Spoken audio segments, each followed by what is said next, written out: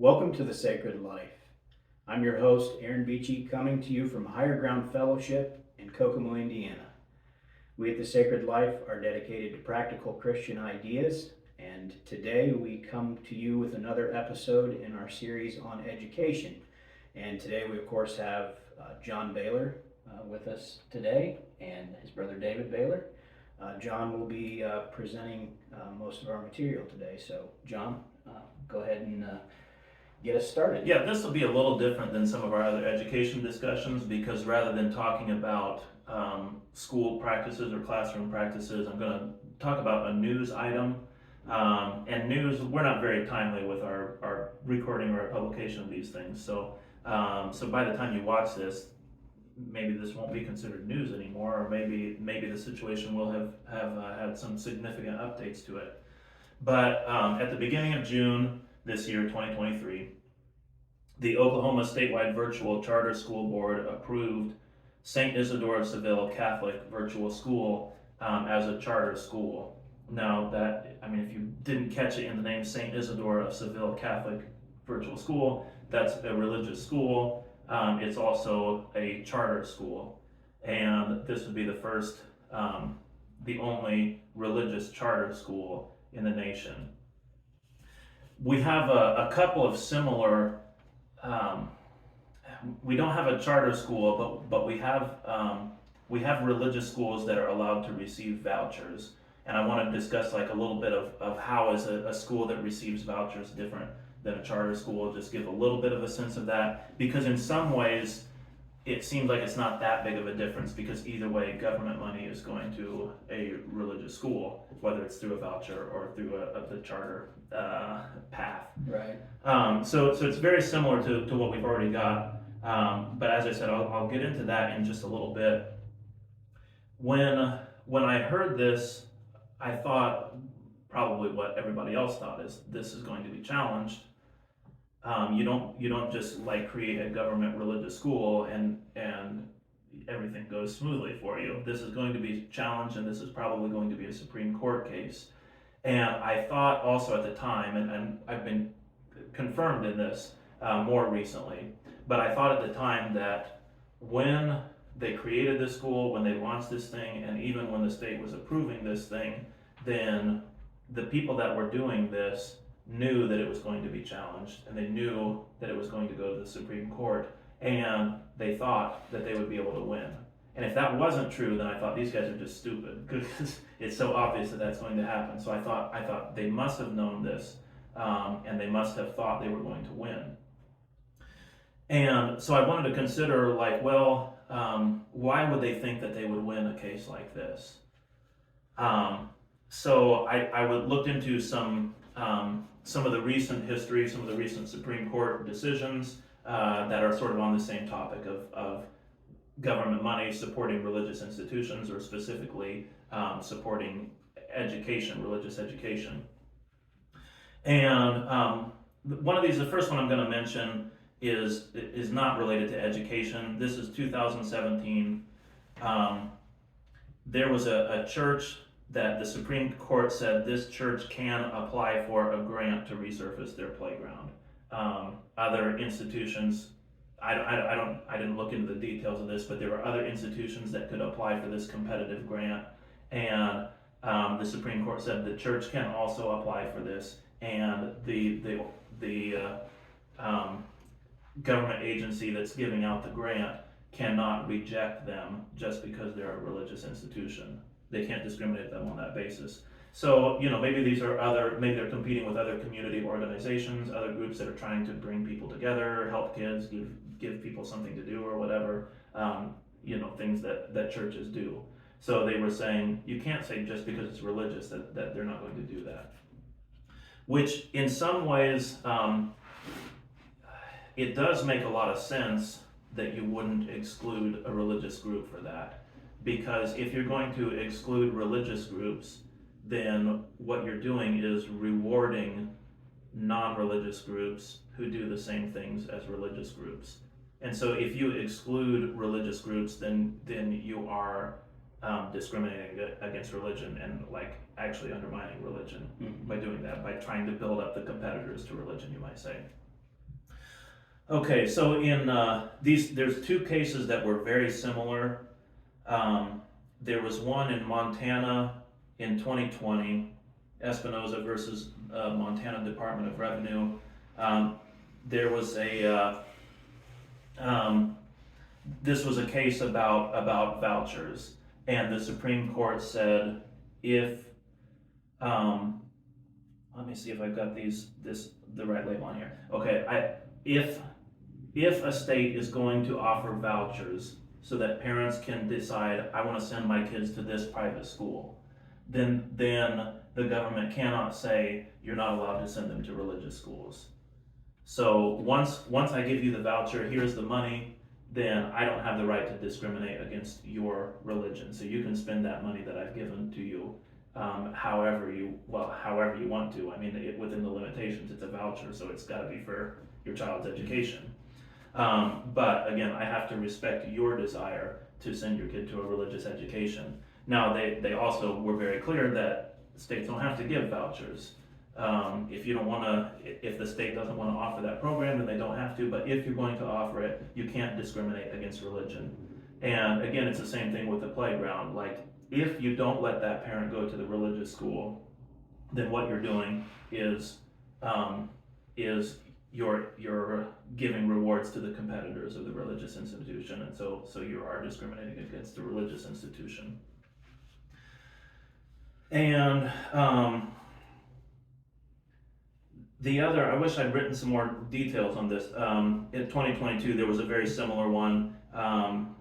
Sorry, I had to remember this because it's not in my notes. In the one in 2022, this was in Maine, and it was really the same sort of thing, but in the case in Maine, the religious school didn't just have a religious affiliation, but they were also doing religious programming. They had worship services and like theology classes and things like that. So it was basically the same case, but the school was more explicitly religious rather than just affiliated with a denomination.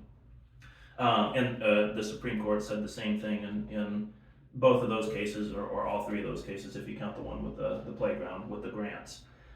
So the Supreme Court has been you might say very friendly to religious institutions, but specifically it said when the government is handing out money, then they cannot refuse somebody or they cannot refuse an institution because of the religion of that institution. So I can understand why the folks in Oklahoma would think they might have a chance there. Right, yeah. And we've got a conservative Supreme Court that's making decisions that would not have been made since, I'll just say since the 60s, which is when a lot of these religious restrictions on education came into being. These religious restrictions on public schools, what you're allowed to do in a public school. And in the time in between then and now, there just haven't been a lot of Supreme Courts that would have made these decisions, I don't think. So again, back to the Catholic school thing, the precedent does seem to be in their favor. The Supreme Court may very well say, now they wouldn't have to say this, they may very well say that the government can't discriminate against a religious school if you're going to have charter schools, and then a legitimate religious institution comes up and says we want to make a charter school and here's what we're going to do. You can't say no just because they're religious. If they've got a program that satisfies whatever your requirements are for charter schools, then you're going to approve them just the same as you would some other charter school. I did say I wanted to mention a little bit of what's the difference between the voucher program and the charter school, because this is where it's really different than those precedents. If I do the voucher thing, then I'm not necessarily handing you money as a parent, but you can imagine that's basically the way it works. I'm giving you money, you're the parent, and now you can use this funding and you can take that to whatever school you want to. So you're the one that is deciding to support a religious institution. In a charter school, I'm not giving money to the parents. What I'm doing is I'm going to the school and I'm saying, hey, you're a public school, you're a publicly funded school, here's the money that we give you because you're a publicly funded school, now go pay your teachers and build your buildings and whatever else you need to do. So now it's the government deciding we're going to give support to this institution over here, which happens to be a religious institution. So again, there is a difference there. It's not totally clear to me that they would win a Supreme Court case because of that difference. However, they're calculating, I mean, their bet is that they are going to win a Supreme Court case over this, and they're going to have that school. Now, if they do, I would anticipate that there will be a lot of imitators. And this is part of why I wanted to have this discussion on here, because we've been advocating for churches to get involved in education, and maybe there's a new path opening up to make that kind of involvement possible. Right. Now I'll just inject here. I guess the Anabaptist in me still wants to say it's like, if charter schools get money from the government, good for them, but I don't want it. Right. So like that's always a concern for us, is like, well, we don't want government money because that means we have government oversight. Mhm. That means we have, we're now in some way or another beholden to the government. Like a lot of like Mennonite private schools will be like totally unaccredited, have nothing to do Right. with, I don't know, they can't have absolutely nothing to do with government standards, but This is definitely a more Catholic thing to do than a Mennonite Right. thing to do. yeah. So like that does I just kind of raise the question. I mean, I assume a lot of our audience is going to be leaning more towards the Mennonite thing to do than the Catholic Well, thing to yeah, do. maybe. I mean, that's, sort of who we're trying to speak to. I would Right. hope that there'd be other, I mean, for one thing with this series, just people who are interested in education, and also the subgroup that people are interested in a spiritual foundation for education. And a lot of those people would be Catholics or Right. other Protestants. So like really where my mind goes to when listening to this is that, okay, these policies that you mentioned were done in like the 60s and maybe into the 70s to get rid of religion and to drive this sort of, I don't know, I would say a fanatical interpretation of separation of church and state. And it's like, I think about this when we're talking about education. It's like, okay, what are the implications of this? Oh, there can't be any government money going to anything religious at all. It's like, okay, so like, what do you expect to happen if you're doing that?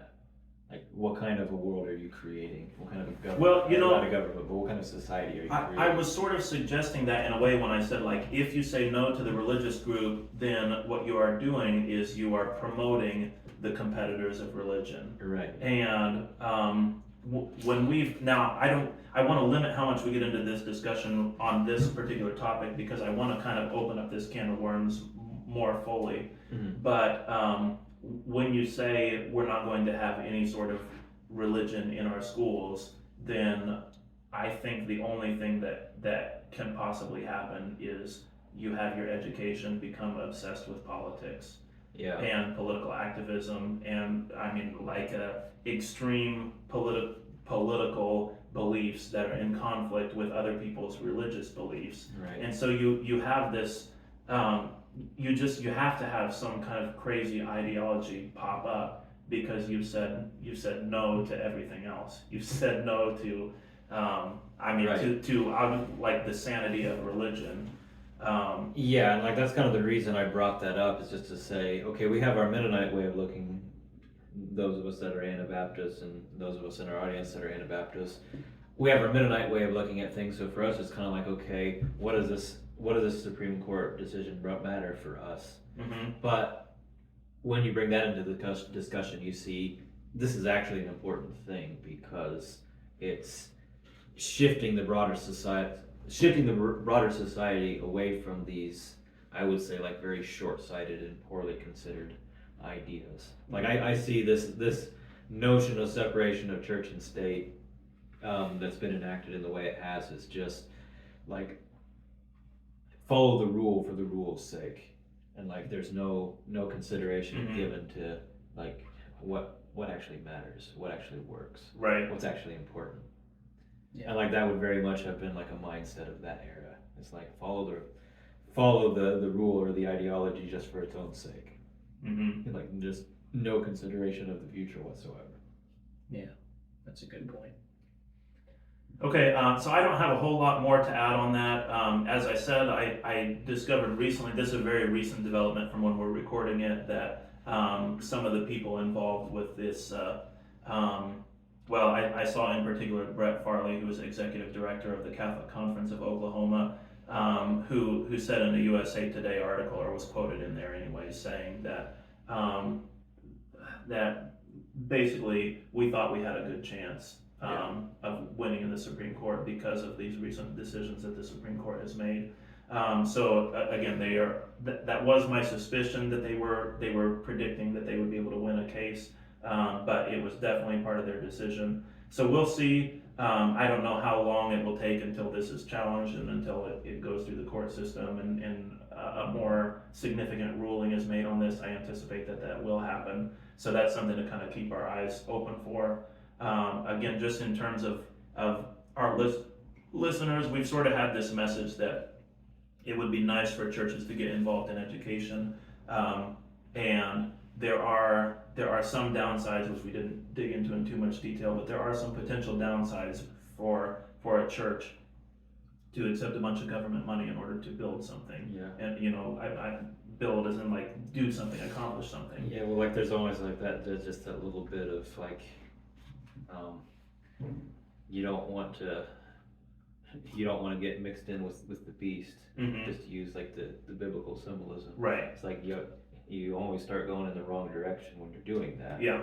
Well, you might say, now this is kind of a reference to Jonathan Pageau, but you might say like, this would be the sort of thing that allows a church to expand its power. Mm-hmm. And if you expand your power, you are putting yourself in a little bit of a dangerous position because you might lose yourself. You might lose your identity. Yeah, and what I was going to say as a counterpoint to my own statement was that the other side of that is that the Israelites were told to plunder all of the gold that they could take from Egypt. Yeah, right. I was like, that means something too. Yeah. It's like that's my thinking on that is that's actually the gold that was used to build the furniture of the tabernacle. Mm-hmm.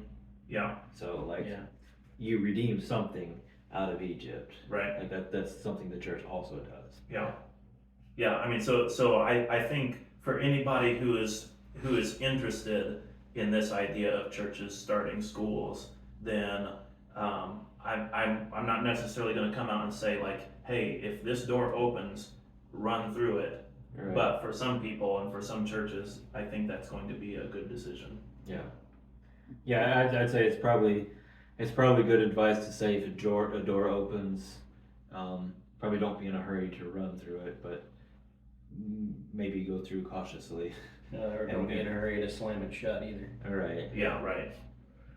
Okay, well, I think that's a good place to end this discussion. We want to know your thoughts, your opinions, your ideas, so please comment down below. Also subscribe, share with your friends, and spread the word. Thank you for joining us today on The Sacred Life, and we wish you peace in Christ.